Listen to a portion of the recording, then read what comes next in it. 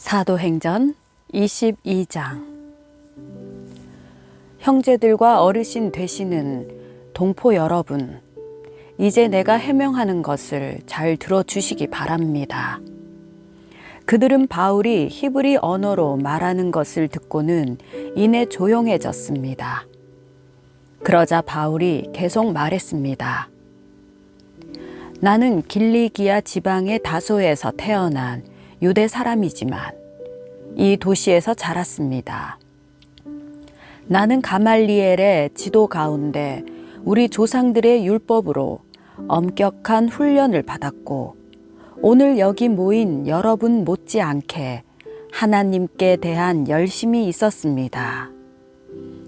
그래서 나는 이 도를 따르는 사람들을 죽이기까지 핍박하며 남녀를 가리지 않고 모두 잡아다가 감옥에 집어넣었습니다. 그것은 대제사장과 모든 공회원들이 증언할 수 있을 것입니다.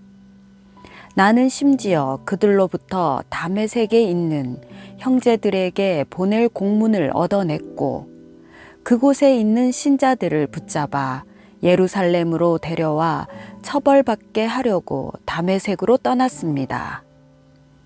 내가 다메섹에 가까이 다다르자 정오쯤 됐는데 갑자기 하늘에서 밝은 빛이 내 주위를 둘러 비추었습니다. 내가 땅에 풀썩 쓰러졌는데 한 음성이 내게 말씀하시는 것이 들렸습니다. 사울아, 사울아, 네가 왜 나를 핍박하느냐? 내가 물었습니다. 주여, 당신은 누구십니까? 그분이 내게 대답하셨습니다.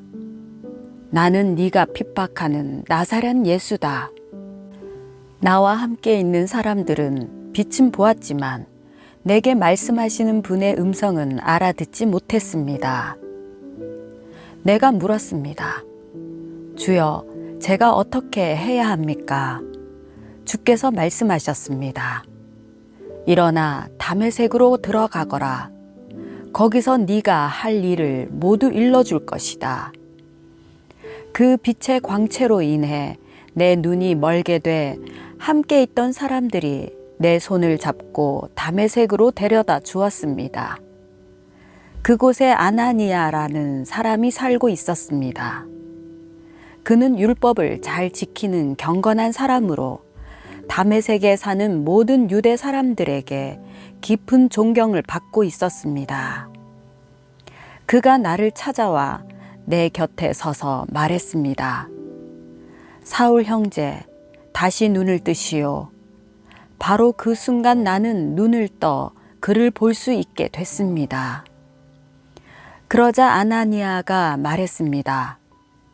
우리 조상들의 하나님께서 당신을 선택해 그분의 뜻을 알게 하시고 의로우신 그분을 보게 하시고 그분의 입에서 나오는 음성을 듣게 하셨습니다. 당신은 보고 들은 것을 모든 사람에게 전하는 그분의 증인이 될 것입니다. 그러니 이제 당신이 망설일 이유가 무엇입니까? 일어나서 세례를 받고 주의 이름을 불러 죄 씻음을 받으시오.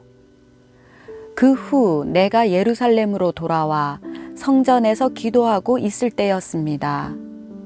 나는 환상에 빠져 주께서 말씀하시는 것을 보았습니다. 서둘러 즉시 예루살렘을 떠나거라.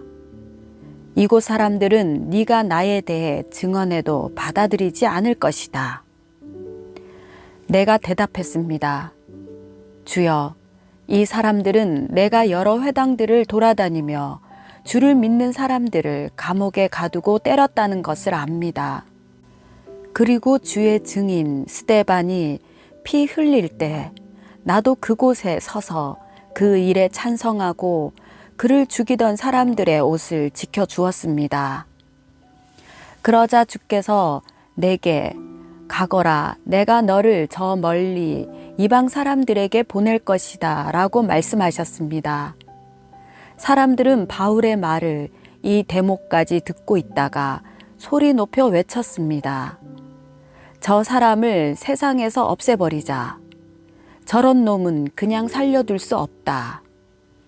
그들이 소리를 지르고 자기 옷을 벗어 던지며 공중에 흙을 뿌리자 천부장이 바울을 병영 안으로 들이라고 명령했습니다. 그는 사람들이 왜 이처럼 바울에게 소리를 지르는지 알아내려고 그를 채찍질하고 신문하라고 지시했습니다. 바울은 군인들이 자기를 채찍질하려고 묵자 거기 서 있던 백부장에게 말했습니다. 아직 판결을 받지 않은 로마 시민을 채찍질하는 것이 합법한 것입니까? 백부장은 이 말을 듣고 천부장에게 가서 그대로 보고하며 물었습니다. 어떻게 하시렵니까? 이 사람이 로마 시민이랍니다. 천부장이 바울에게 와서 물었습니다. 말해 보시오. 당신이 정말 로마 시민이요? 바울이 대답했습니다. 그렇소. 그러자 천부장이 말했습니다. 나는 많은 돈을 들여 로마 시민권을 얻었소. 그러자 바울이 대답했습니다. 나는 태어나면서부터 로마 시민이었소. 바울을 신문하려던 사람들이 이 말을 듣고 곧 물러갔습니다. 천부장도 바울이 로마 시민이라는 사실을 알고 그를 결박한 일로 두려워했습니다. 이튿날 천부장은 바울이 왜 유대 사람들에게 고소를 당했는지 정확히 알아보려고 대제사장들과 온 공회를 소집하고 바울을 풀어서 그들 앞에 데려오게 했습니다. 사도행전 23장. 바울은 공회를 똑바로 쳐다보며 말했습니다. 내 형제들이여, 나는 오늘까지 모든 선한 양심으로 하나님을 위해 살아왔습니다. 이 말에 대제사장 아나니아는 바울 곁에 서 있던 사람들에게 그 입을 치라고 명령했습니다. 그러자 바울이 그에게 말했습니다. 하나님께서 당신을 치실 것이요. 당신은 회칠한 무덤과 같소. 당신은 거기 앉아 율법에 따라 나를 심판하면서 도리어 당신 자신은 율법을 어기고 나를 치라고 명령하고 있지 않소. 바울 곁에 서 있던 사람들이 말했습니다. 어디 감히 하나님의 대제사장을 모욕하느냐? 바울이 대답했습니다. 형제들이여, 나는 그가 대제사장인 줄 몰랐습니다. 기록되기를 너의 백성의 지도자를 모욕하지 말라고 했으니 말입니다. 그때 바울은 모인 사람들 가운데 일부가 사두개파이고 다른 일부는 바리새파임을 알고 공회에서 크게 외쳤습니다. 내 형제들이여, 나는 바리새파 사람이며 바리새파 사람의 아들입니다. 나는 지금 죽은 사람들이 부활할 것이라는 소망 때문에 재판을 받고 있습니다. 그가 이렇게 말하자 바리새파 사람들과 사두개파 사람들 사이에서 논쟁이 일어나 회중은 반으로 나뉘었습니다. 사두개파 사람들은 부활이 없으며 천사나 영도 없다고 주장하는 반면 바리새파 사람들은 그 모든 것을 인정했기 때문입니다. 그래서 큰 소동이 일어났습니다. 바리새파 율법학자 몇몇이 일어나 격렬하게 논쟁하며 말했습니다. 우리가 보니 이 사람은 잘못이 없소. 혹시 영이나 천사가 그에게 말한 것이라면 어쩌겠소. 논쟁이 점점 커지자 천부장은 바울이 그들에게 찢겨 죽지 않을까 염려해 군인더러 내려가 바울을 그들 가운데서 빼내 병영 안으로 데려가라고 명령했습니다. 그날 밤 주께서 바울 곁에 서서 말씀하셨습니다. 담대하여라. 네가 예루살렘에서 나에 대해 증언한 것 같이 로마에서도 나에 대해 증언해야 할 것이다. 이튿날 아침 유대 사람들이 음모를 꾸미고 바울을 죽일 때까지는 먹지도 마시지도 않겠다고 맹세했습니다. 이러한 음모에 40명이 넘는 남자들이 가담했습니다. 그들은 대제사장들과 장로들에게 가서 말했습니다. 우리가 바울을 죽이기 전에는 아무것도 먹지 않겠다고 굳게 맹세했습니다. 그러니 여러분과 공회는 그 사건에 대해 우리가 더 정확히 알아보고 싶다는 핑계를 대고 그 사람을 여러분 앞에 데려올 수 있도록 천부장께 탄원해 주십시오. 그가 이곳에 도착하기 전에 죽일 수 있도록 준비해 두었습니다. 그런데 바울의 조카가 이 음모에 대해 듣고 병영으로 들어가서 바울에게 말해 주었습니다. 그러자 바울은 백부장 한 사람을 불러 말했습니다. 이 청년을 천부장께 데려다 주시오. 천부장께 전할 말이 있답니다. 그래서 그는 청년을 천부장께 데려다 주었습니다. 백부장이 말했습니다. 죄수 바울이 저를 불러 이 청년을 천부장님께 데려다 주라고 부탁했습니다. 이 사람이 천부장님께 전할 말이 있답니다. 천부장은 청년의 손을 잡고 한쪽으로 데려가서 물었습니다. 네가 전하려는 말이 무엇이냐? 그 청년이 말했습니다. 유대 사람들이 바울에 대해 더 정확하게 알아보고 싶다는 핑계로 내일 공회에 그를 데리고 나오도록 천부장님께 부탁하자고 합의했습니다. 그들의 말을 들어주시면 안 됩니다. 40명이 넘는 사람들이 숨어서 바울을 기다리고 있습니다. 그들은 바울을 죽이기 전까지는 먹지도 마시지도 않겠다고 맹세한 사람들입니다. 천부장은 청년을 보내면서 내게 이렇게 보고했다고 아무에게도 말하지 마라 하고 당부했습니다. 그러고 나서 천부장은 백부장 2명을 불러 명령했습니다. 보병 200명, 마병 70명, 창을 쓰는 병사 200명을 파견대로 무장시켜 오늘 밤 9시에 가이사랴로 떠날 준비를 하라. 또 바울을 벨릭스 총독에게 안전하게 호송할 수 있도록 그를 태울 짐승도 마련하라.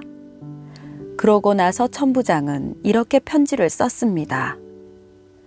글라우디오 루시아가 벨릭스 총독 각하께 문안드립니다. 이 사람은 유대 사람들에게 붙잡혀 거의 죽을 뻔했습니다. 그러나 그가 로마 시민임을 알고 제가 군대를 동원해 그를 구해냈습니다. 그들이 왜 이 사람을 고소하는지 알고 싶어서 유대 사람의 공회에 데려가 보았습니다. 그런데 알고 보니 그 고소는 그들의 율법에 관한 문제였지 사형이나 징역에 해당되는 죄목은 없었습니다. 이 사람을 반대하는 음모가 진행되고 있다는 보고를 듣고 바로 각하께 이 사람을 보냅니다. 고소인들에게는 그에 대한 사건을 각하께 상정하라고 명령해 두었습니다. 그리하여 군인들은 그 명령을 수행해 밤중에 바울을 데리고 안디바드리까지 갔습니다. 이튿날 그들은 마병에게 바울을 호송하게 하고 자기들은 병영으로 돌아갔습니다. 마병들은 가이사랴에 도착하자 총독에게 편지를 전하고 바울을 넘겨주었습니다.